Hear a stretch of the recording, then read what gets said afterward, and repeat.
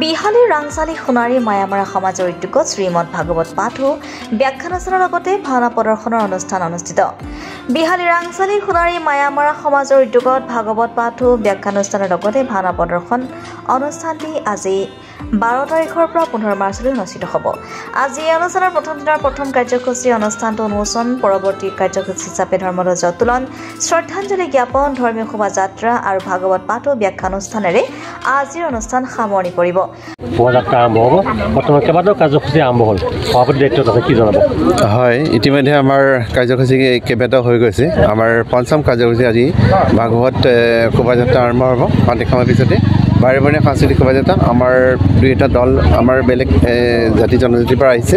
আমি সকলোৱে আমি গাঁওখন এই বৰ্ষৰ এই যি 4 দিনীয়া কাৰ্যসূচী ভাগৱত পাঠ আৰু ব্যাখ্যা লগতে আমাৰ ভাওনা প্ৰদৰ্শন কাৰ্যসূচী আছে। এই কাৰ্যসূচীত অংশগ্ৰহণ কৰাৰ কাৰ্যসূচী কৰা হ'ব। গতিকে আমাৰ খন্তেক সময়ৰ পিছতে আমাৰ ভাগৱত ভ্ৰমণ কাৰ্যসূচী আৰম্ভ হ'ব। কেইদিনীয়া হ'ব কাৰ্যসূচী? আমাৰ 4 দিনীয়া কাৰ্যসূচী আছে। প্ৰথম 2 দিনীয়া আমাৰ ভাগৱত পাঠ আৰু ব্যাখ্যা। ইয়াতে আমাৰ কিন্তু আমাৰ মহাপুৰুষ আমাৰ অনিৰুদ্ধ গুৰুজনাৰ দৰ্শন তত্ত্ব তেখেতক বুজাবৰ কাৰণে আমাৰ বক্তা আছে। তেখেতসকলে অনিৰুদ্ধ গুৰুজনাৰ ওপৰত নিশ্চয় আমাক দৰ্শন তত্ত্বৰ বিষয়ে জনাব। ইয়াৰ পিছতে আমাৰ যি আমাৰ নিজৰ কৃষ্টি আছে, সংস্কৃতি আছে, তাক প্ৰদৰ্শন কৰি যাব গায়ন বায়নেৰে। গতিকে তাৰ শেষৰ 2 দিন আমাৰ ভাওনাৰ প্ৰদৰ্শন আছে। আমাৰ এই নামঘৰৰ গাঁওবাসীৰ লগতে 2-এগৰাকী অতিথি শিল্পীও তেনেধৰণে একেলগে হৈ আমাক ভাওনা দুখন প্ৰদৰ্শন কৰিব। আজি এই ধৰ্মীয় অনুষ্ঠানটোত ব্যাখ্যাকাৰ হিচাপে উপস্থিত থাকিব ক্ষীৰোদ বৰা, নাওবৈচা আৰু দিলীপ বৰুৱা গহপুৰ। লগতে বিহালীৰ নকনীয়া বিপ্লৱ দাস পাঠ বা ব্যাখ্যাকাৰ হিচাপে উপস্থিত থাকিব। কালিলৈ ভাগৱত পাঠো ব্যাখ্যা অনুষ্ঠানৰ মুখ্য আকৰ্ষণ হিচাপে উপস্থিত থাকিব প্ৰাণজিৎ গগৈ। বিহালীৰ পৰা ভুৱন লুইটেলৰ ৰিপৰ্টাৰ লাইভ অসম। বিভিন্ন কাৰ্যসূচী হাতত লৈছে, কি জনাব? নমস্কাৰ। আমি ৰাংচালী সোণাৰী মায়ামাৰা সমাজৰ তৰফৰ পৰা আমি সমূহ ভকত বৈষ্ণৱলৈ আমি এই নামঘৰ প্ৰাংগণৰ সকলোৰে উপস্থিত আমি একান্তভাৱে কামনা কৰিলোঁ।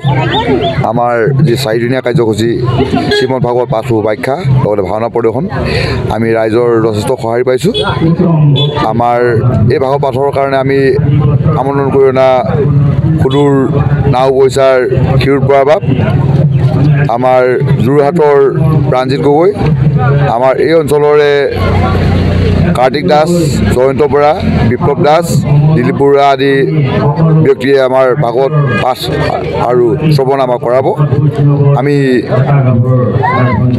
এই সুযোগত আমি সমূহ ভকত বৈষ্ণৱক আমি ভাগৱত শ্ৰৱণ কৰিবলৈ আমি অনুৰোধ জনালোঁ।